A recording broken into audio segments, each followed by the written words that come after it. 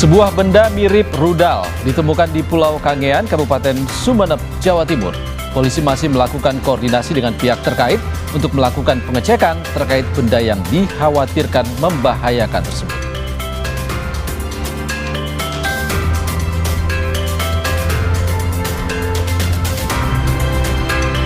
Masa pengunjuk rasa ramai-ramai mendatangi kantor DPRD Kalimantan Timur. Mereka menuntut DPRD Kaltim mengawasi kebijakan pemerintah Kaltim.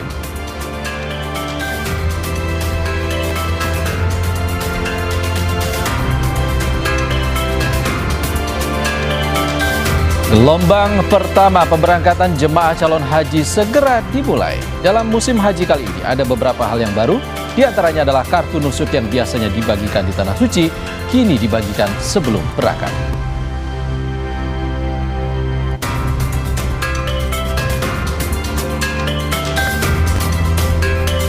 Selamat sore saudara, selain 3 sorotan utama tadi, beragam kabar menarik akan kami hadirkan selama 30 menit ke depan. Saya Ihsan Sitorus.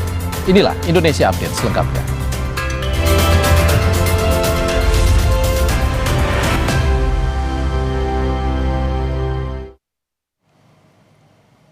Kita awali Indonesia Update dari Kalimantan Timur, saudara. Massa yang mengatasnamakan Aliansi Perjuangan Masyarakat Kalimantan Timur berunjuk rasa di depan kantor DPRD Kaltim. Mereka menuntut DPRD Kaltim mengawasi kebijakan pemerintah Kaltim. Kalimantan Timur, hari ini kita berdiri sini bukan untuk meminta belas kasihan. Massa dari Aliansi Perjuangan Masyarakat Kalimantan Timur mendatangi kantor DPRD Kaltim dengan membawa sejumlah tuntutan. Mereka meminta Pemprov Kaltim mengevaluasi kebijakan yang dinilai mewah untuk pejabat. Kedua, meminta praktik KKN dihilangkan di lingkungan Pemprov Kaltim, serta meminta DPRD Kaltim menjalankan fungsi pengawasan terhadap Gubernur Kaltim. Wakil Ketua 1 DPRD Kaltim Ekti Immanuel yang menemui massa dalam orasinya menyatakan menerima seluruh aspirasi massa untuk ditindaklanjuti.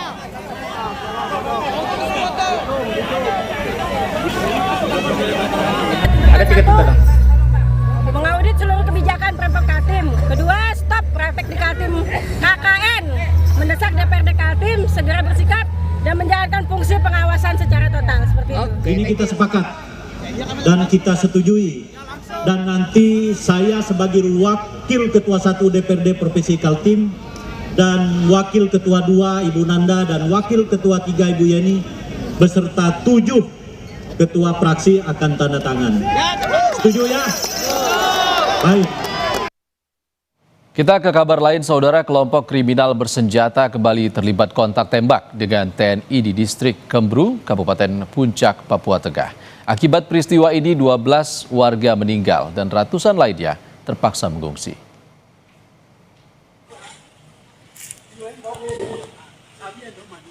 Kontak tembak ini mulai terjadi pada Selasa 14 April 2026.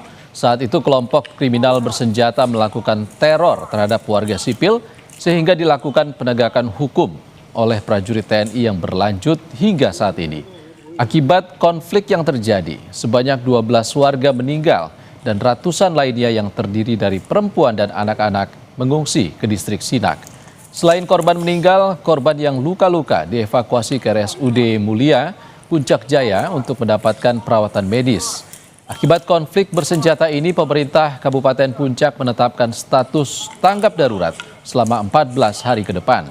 Pemerintah daerah juga telah mengirim tim ke distrik Kembru untuk mencari warga yang terjebak maupun yang lari menyelamatkan diri ke hutan.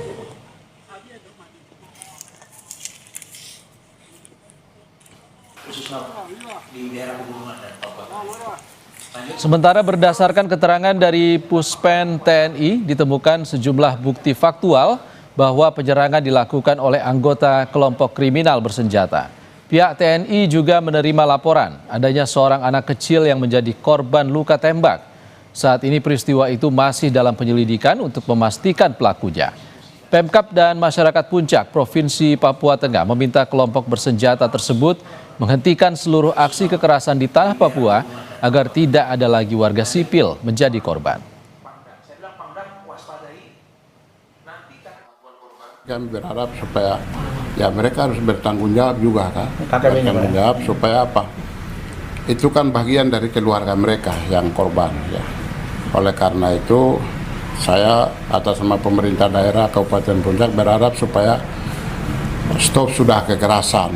Jadi sama-sama mari kita membangun daerah, terutama kita tingkatkan pendidikan supaya anak-anak kita juga bisa ke sekolah. Ya, kita sama-sama membangun ya, pemerintah, aparat keamanan, kita kerjasama kolaborasi untuk membangun Papua.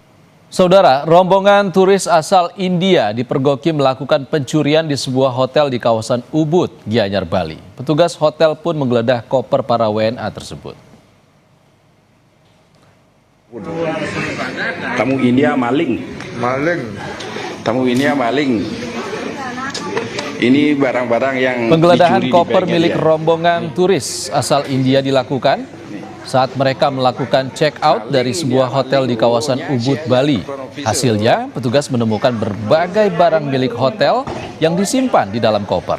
Dari keterangan pihak hotel, barang yang dibawa rombongan turis asal India tersebut antara lain gelas, handuk, pengering rambut, kimono, keset, box remote televisi, hingga peralatan makan seperti sendok dan garpu. Turis yang terlibat dalam kejadian ini sebanyak 4 orang yang merupakan satu rombongan dan sebelumnya menginap dengan memesan 2 kamar di hotel tersebut. Atas kejadian ini, polisi menyatakan telah diselesaikan secara kekeluargaan. Diaspora Resort Ubud. Tamu India maling. Tamu India maling. Beberapa barang dalam kamar hotel yang dibawa oleh WNA tersebut. WNA tersebut berasal dari India, sebanyak 4 orang yang menginap di hotel tersebut. Dan setelah dikonfirmasi, WNA tersebut meminta maaf dan mengakui kesalahannya dan sudah diselesaikan secara intern oleh manajemen hotel. Dan sampai saat ini, kejadian tersebut diselesaikan dengan kekeluargaan dan tidak melakukan upaya hukum.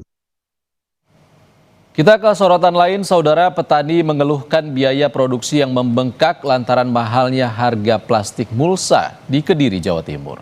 Hal ini membuat laba petani menyusut hingga 30%. Keresahan kini dialami oleh petani tomat di kawasan pesantren Kota Kediri, Jawa Timur. Petani resah lantaran harga plastik mulsa yang dipakai untuk menutup tanah naik signifikan sejak sebulan terakhir.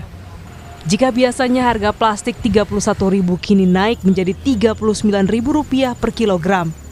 Kondisi ini membuat laba petani kini harus berkurang hingga 30% dari biasanya. Cuaca buruk juga memperburuk keadaan petani lantaran biaya operasional membengkak untuk kebutuhan pupuk. Saat ini harganya naiknya luar biasa, 7.000 untuk per kilonya. Kalau sebelumnya berapa Pak? Saat ini 31. Saat ini naik menjadi 39. Itu sejak kapan Pak? Itu ya ada 1 bulan ini Mas. Jadi kita bisa mengatasinya dengan gimana caranya plastik ini awet, jadi tidak dibongkar. Kalau dibongkar, pasang lagi pasti sudah hancur, Mas. Plastik mulsa digunakan petani untuk menjaga kelembapan tanah sehingga bisa meningkatkan kualitas hasil panen. Mahalnya harga plastik memaksa petani harus memutar otak. Jika biasanya plastik mulsa langsung dibongkar usai 1 kali masa panen, kini petani memilih untuk memakai plastik tersebut lebih lama. Saat ini, harga tomat di tingkat petani berkisar Rp8.000 per kilogram. Meski mahal, namun petani belum merasakan untung imbas biaya operasional yang membengkak. Tim Liputan Kompas TV. Saudara, kenaikan harga minyak goreng mulai terjadi di berbagai pasar di berbagai wilayah. Sejumlah pedagang mengaku kenaikan harga antara lain disebabkan kurangnya stok. Selengkapnya usai jeda di Indonesia Update.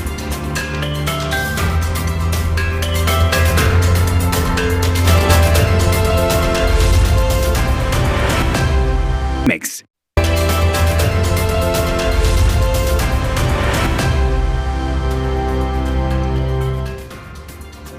Terima kasih Anda masih di Indonesia Update, Saudara. Harga minyak goreng di pasar tradisional Terong, Makassar mulai naik sejak sebulan lalu. Kenaikan terjadi dipicu kurangnya stok dan naiknya harga plastik.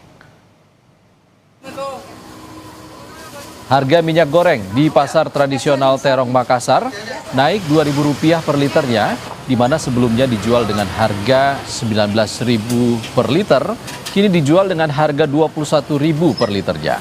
Kenaikan ini terjadi sejak 1 bulan yang lalu. Pedagang mengaku kenaikan harga ini terjadi dipicu kurangnya stok minyak dan naiknya harga plastik. Untuk tetap memenuhi kebutuhan dapur, warga hanya membeli setengah liter sesuai dengan kebutuhan.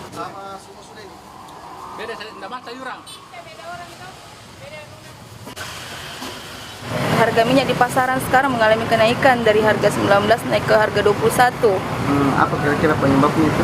Penyebabnya itu karena kurang stok dan mungkin juga faktor karena kenaikan harga plastik. Terus itu sudah terjadi sejak kapan itu? Sudah hampir 1 bulanan. Oh. Pembeli apakah dia beli setengah liter atau seperti? Iya, banyak begitu. Dia beli sedikit saja dulu untuk seperlunya saja dulu. Sementara itu kenaikan harga LPG non-subsidi juga sudah mulai berlaku di sejumlah agen LPG non-subsidi di Semarang, Jawa Tengah. Kenaikan harga ini pun dirasa memberatkan konsumen. Berikut laporan jurnalis Kompas TV Novelia Hasanah dan juru kamera Dedi Setio dari Semarang, Jawa Tengah. Ya saudara, saat ini saya berada di agen di LPG di kota Semarang, Jawa Tengah. Yang terlihat di belakang saya adalah salah satu gudang LPG non-subsidi untuk 5,5 kg dan juga 12 kg. Tampak di samping saya ini ada tabung gas LPG 12 kg dan juga 5,5 kg. Untuk stok sendiri, dari pantauan kami di sini itu terpantau stok juga masih banyak, stok masih melimpah. Seperti yang terlihat di gudang di belakang saya masih cukup banyak gitu ya tabung-tabung yang tersimpan di sini dan itu isinya full, ada isinya semua. Naiknya harga LPG yang dimana sudah terjadi sejak tanggal 18 April dan resmi dari Pertamina Patraniaga untuk harga LPG non subsidi dari yang 5,5 kg dari 90.000 menjadi 107.000 per tabung atau naik sekitar 18,89%. Selain 5,5 kg juga LPG yang 12 kg juga naik cukup signifikan dari 192.000 menjadi Rp228.000 atau naik sekitar 18,75%. Jadi sampai saat ini belum ada pengaruh untuk pembelian. Jadi kalau melihat situasi ini konsumen tetap beli ya, konsumen pelanggan kita tetap beli ke kami dengan harga yang sudah disesuaikan itu. Dan melihat kondisi saat ini kok belum ada migrasi ya, kayak mungkin di media massa itu ada akan beralih ke yang 3 kilo, saya pikir enggak gitu. Kenaikan harga LPG ini juga pasti berpengaruh ke usaha yang menggunakan gas LPG, seperti ada usaha laundry yang membutuhkan LPG untuk proses pengeringan, namun tetap harus membeli gas LPG walaupun harganya naik, begitu tetap harus dibeli. Dan tadi saya sempat berbincang dengan salah satu pembeli yang punya usaha laundry juga mengatakan memang harganya naik, mau nggak mau tetap harus dibeli. Tapi untuk harga ke konsumen atau ke masyarakat, mereka belum berani untuk menaikkan harga produk mereka. Tentunya sangat berpengaruh ya, karena harga gas melambung tinggi. Jadi untuk income kita, pemasukan kita itu kita juga tidak berani menaikkan harga. Jadi akhirnya ya kita ada pengaruh ke kita.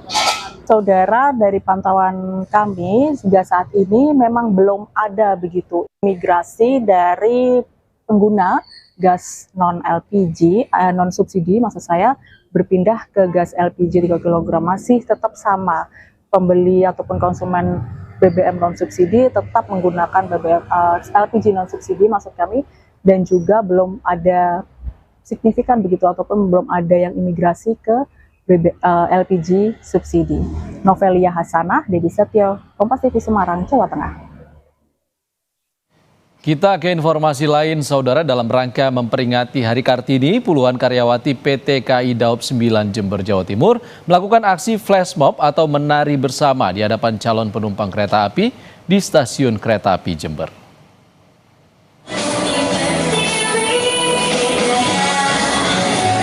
Peringatan Hari Kartini diawali dengan peragaan busana kebaya dan batik tradisional Indonesia yang dilakukan para karyawati di atas karpet merah seperti layaknya model profesional. Selanjutnya, peringatan Hari Kartini dimeriahkan juga dengan aksi flash mob.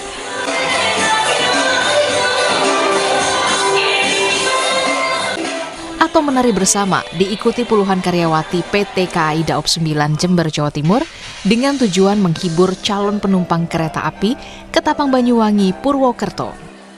Bukan fashion show dan flash mob yang diikuti pekerja wanita lintas sektor lintas unit di Daob 9 Jember. Tentunya kegiatan ini selain untuk menghibur penumpang yang ada di stasiun, juga menegaskan bahwa keberadaan wanita mempunyai peran penting dalam pengambilan kebijakan di perusahaan di KAI Daob 9 Jember dan juga memiliki peran penting dalam operasional kereta api untuk menghadirkan layanan transportasi yang aman, nyaman, dan selamat. Sebagai wanita, kita harus melestarikan budaya Indonesia yang ada, khususnya di lingkungan kereta api Indonesia ini. Jadi kami memakai baju adat, khususnya saya memakai baju adat dari Bali. Dalam peringatan Hari Kartini, PT Kereta Api Daerah Operasi 9 Jember juga membagikan bingkisan hadiah kepada penumpang wanita. Hernawan Mustika, Kompas TV, Jember, Jawa Timur.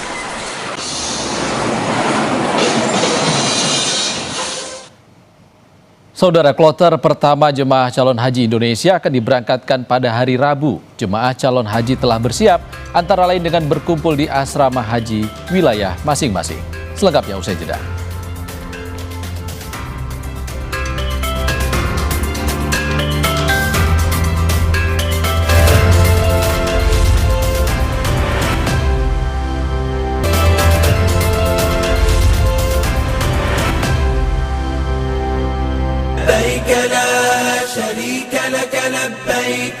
Innal hamda wan ni'mata laka wal mulk la syarika lak. Saudara, gelombang pertama pemberangkatan jemaah calon haji segera dimulai. Para calon haji menjalani rangkaian persiapan sebelum diberangkatkan ke Tanah Suci. Yang berada di sebelah kanan dari pintu. Sebanyak 393 calon haji kloter pertama tiba di asrama haji Pondok Gede, Jakarta Timur. Mereka mulai memasuki asrama sejak pukul 7 pagi waktu Indonesia Barat sesuai jadwal yang telah ditentukan. Jemaah calon haji kemudian diarahkan menuju ruang serbaguna untuk mengikuti rangkaian pemeriksaan dan persiapan sebelum keberangkatan. Kloter pertama haji dijadwalkan berangkat menuju Madinah pada Rabu 22 April 2026. Persiapan juga dilakukan kloter 1 jemaah calon haji yang tiba di asrama haji Embarkasi Medan.